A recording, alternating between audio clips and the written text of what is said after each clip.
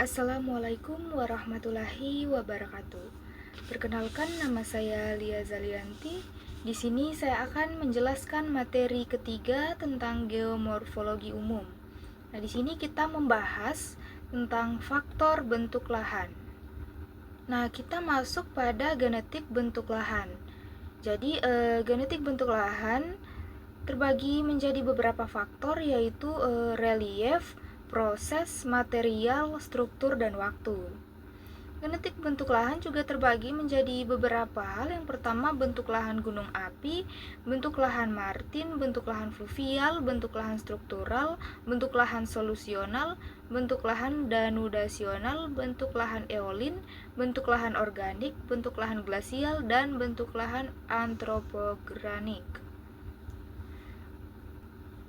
Nah, ini berkaitan dengan struktur bentuk lahan tadi, yaitu relief, proses, material, struktur atau kulit bumi, dan waktu. Nah, relief ini membahas tentang bentuk muka bidang atau tempat permukaan bumi, sedangkan proses membahas tentang kejadian yang berlangsung di muka bumi, material atau bahan dan hasil seperti batuan dan tanah. Struktur kulit bumi membahas tentang arsitektur permukaan dan stratigrafi. Nah, sedangkan di dalam waktu terbagi menjadi tiga, yaitu waktu geologi, sebelum Masehi, dan tahun. Nah, yang pertama yaitu relief. Relief adalah bentuk muka bumi yang didasari oleh adanya perbedaan ketinggian secara relatif antara suatu tempat dengan tempat lainnya. Relief terbagi menjadi 5. Yang pertama yaitu situasi topografi. Nah, situasi topografi membahas tentang dua, yaitu posisi topografi dan ketinggian absolut. Posisi topografi terbagi menjadi 5. Yang pertama ada puncak, lereng atas, lereng tengah, lereng bawah, dan dasar lembah. Memiliki ketinggian absolut. Yang pertama yaitu lebih kurang dari 200, yang kedua 200 atau sampai 500, yang ketiga 500 sampai 1500, dan yang keempat yaitu lebih besar dari 1500. Nah, selanjutnya yang kedua bentuk lereng. Bentuk lereng ini terbagi menjadi dua, yaitu bentuk umum dan sub bentuk umum. Nah, bentuk umum dia berbentuk cembung, cekung, dan datar, sedangkan sub bentuk umum terbagi menjadi dua, yaitu beraturan dan tidak beraturan. Nah, di sini kita bisa melihat pada gambar di sini contoh lereng yang tidak beraturan dan beraturan. Selanjutnya bentuk lembah. Bentuk lembah terbagi menjadi 5, yaitu yang pertama bentuk lembah dangkal atau lembah terbuka, yang kedua bentuk halus, yang ketiga bentuk tajam, yang keempat bentuk halus, yang kelima bentuk tajam. Di sini kita bisa melihat pada gambar lembah yang berbentuk terbuka dan lembah yang berbentuk halus. Nah, yang keempat yaitu hubungan relief, lereng, dan beda tinggi. Di sini terdapat tabel tentang hubungan relief, lereng, dan beda tinggi, yaitu unit relief dan kriteria kemiringan lereng. Nah, di unit relief terbagi menjadi 7 atau terdapat 7, yaitu yang pertama ada datar atau rata, memiliki kriteria kemiringan lereng datar atau hampir datar, dengan lereng 0 sampai 2% dengan ketinggian lebih kurang dari 5. Yang kedua yaitu berombak, kriteria kemiringan lerengnya landai, lerengnya 3 sampai 7% dan tinggi 5 sampai 50 meter. Yang ketiga yaitu bergelombang, memiliki kemiringan lereng dengan kriteria miring, dengan luas lereng 8 sampai 13% dan tinggi 25 sampai 75 meter. Yang keempat berbukit, memiliki kemiringan lereng dengan kriteria agak curam, memiliki luas 14 sampai 20% dan memiliki tinggi 50 sampai 200 meter. Yang kelima yaitu bergunung. Bergunung memiliki kemiringan lereng dengan kriteria curam dan memiliki luas lereng 21 sampai 55% dan memiliki tinggi 200 sampai 500 meter. Yang keenam yaitu bergunung curam, memiliki kemiringan lereng dengan kriteria sangat curam dengan luas 56 sampai 141% dan memiliki tinggi 500 sampai 1000 meter. Nah, yang ketujuh yaitu bergunung terjal memiliki kemiringan lereng dengan kriteria amat sangat curam dengan luas lebih besar dari 140% dan memiliki tinggi lebih besar dari 1000 meter. Selanjutnya yang kelima yaitu pola aliran. Nah, pola aliran adalah hubungan jaringan pengaliran yang menoreh permukaan bumi, baik yang ada aliran permukaannya maupun kering. Di sini kita bisa melihat pada gambar yang pertama ada dendritik, paralel, trelis, radial, centrifugal, centripetal, distributary, rektangular, dan anular. Nah, ini merupakan beberapa tipe pola aliran dilihat dari atas lewat foto udara atau citra satelit dan peta. Yang kedua yaitu material. Material terbagi menjadi 5. Yang pertama yaitu batuan. Batuan terbagi menjadi beberapa jenis yaitu batuan beku intrusif, batuan beku ekstrusif, batuan beku metamorf, dan batuan beku sedimen. Nah, batuan beku intrusif adalah batuan beku yang terbentuk di dalam kerak bumi akibat magma yang mendingin dan mengeras secara perlahan. Batuan beku ekstrusif adalah batuan beku yang terbentuk dari magma yang mendingin di permukaan bumi.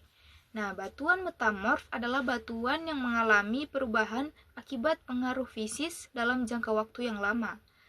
Serta batuan sedimen. Batuan sedimen adalah batuan yang terbentuk dari pengendapan dan sementasi partikel, mineral, atau organik di permukaan, di bawah tanah, atau di dalam air. Selanjutnya, tanah. Tanah terbagi menjadi 3. Kita bisa melihat dari ketebalan tanah, ketebalan regoid, dan sifat tanah. Nah, sifat tanah terbagi menjadi 3 yaitu fisika tanah, biologi tanah, dan kimia tanah. Di dalam fisika tanah ini membahas tentang tekstur, struktur, kembang kerut, permeabilitas, dan waktu. Di dalam biologi tanah kita membahas tentang bahan organik dan organisme. Nah, sedangkan di kimia tanah membahas tentang kandungan bahan kimia dan kapasitas tukar kation. Nah, ketebalan tanah dan ketebalan regoid tadi termasuk dalam horizon tanah. Selanjutnya yang ketiga yaitu proses. Proses adalah semua gaya yang mengakibatkan perombakan bentuk muka bumi oleh tenaga eksogen sehingga memungkinkan terjadinya stadium muda, dewasa, dan tua di permukaan bumi. Proses juga terbagi menjadi 2 yaitu erosi. Erosi adalah terlepasnya partikel tanah atau terangkat dan terendapkan. Erosi tanah ini disebabkan oleh air dan meliputi 3 tahap, yaitu tahap pelepasan partikel tunggal dari massa tanah, tahap pengangkutan oleh media yang erosi seperti aliran air dan angin, dan tahap ketiga yaitu tahap pengendapan pada kondisi di mana energi yang tersedia tidak cukup lagi untuk mengangkut partikel. Nah, selanjutnya gerakan massa. Tadi yang pertama erosi dan yang kedua gerakan massa. Gerakan massa adalah perpindahan massa tanah atau batu dari kedudukannya semula akibat terganggunya kestabilan lereng disebabkan gravitasi dan air sebagai agen yang menyangkut. Nah, selanjutnya yang keempat yaitu struktur. Struktur terbagi menjadi 2. Yang pertama yaitu arsitektur muka bumi dan berbagai sifat muka bumi yang memberikan perbedaan bentuk erosi. Kita membahas dulu bagian arsitektur muka bumi. Arsitektur muka bumi ini terbagi menjadi beberapa struktur. Yang pertama yaitu struktur kekar atau join, yang kedua struktur lipatan atau fold, yang ketiga struktur sesar atau fault, yang keempat bidang pelapisan atau stratigrafi, yang kelima ketidakselarasan, dan yang keenam kekerasan batuan. Nah, yang bagian kedua yaitu berbagai sifat muka bumi yang memberikan perbedaan bentuk erosi. Di sini kita bisa melihat pada gambar perbedaan bentuk erosi yang semula atau titik awal erosi yang berkembang menjadi lembah dalam. Nah, awalnya hanya erosi yang kecil sehingga menjadi erosi yang sangat besar. Ini termasuk contoh erosi pada tanah. Termasuk contoh erosi. Selanjutnya yang kelima yaitu waktu. Nah, Waktu adalah bentuk permukaan bumi, seringkali hanya dapat dipahami berdasarkan kronologi waktu. Waktu dapat mutlak atau relatif, dapat beberapa tahun lalu, berapa puluh, atau bahkan berapa ratusan tahun lalu. Nah, penggunaan waktu before the present atau biasa disebut BP ini menghasilkan secara internasional pernyataan tahun BP ditetapkan tahun 1950 sebagai awal dari waktu. Di sini terdapat gambar dari penggunaan waktu atau before the present. Selanjutnya waktu geologi. Nah, waktu geologi kita bisa melihat pada tabel di sini ada tabel tentang waktu geologi di mana membahas tentang masa, zaman, kala, umur dan kehidupan. Pada masa Kenozoikum. Nah, di sini zaman kuarter. Pada masa Kenozoikum ini termasuk dalam zaman kuarter, kala Holozoan dan Pleistosen yang memiliki umur 10 dan 2600 di kehidupan umur manusia. Kenozoikum juga termasuk pada zaman tersier pada kala Pliocene, Miocene, Oligocene, Eocene dan Paleocene. Nah, memiliki umur 5200 bahkan sampai 65000. Di sini kehidupan awal manusia atau awal kehidupan manusia. Nah, selanjutnya masa Mesozoikum.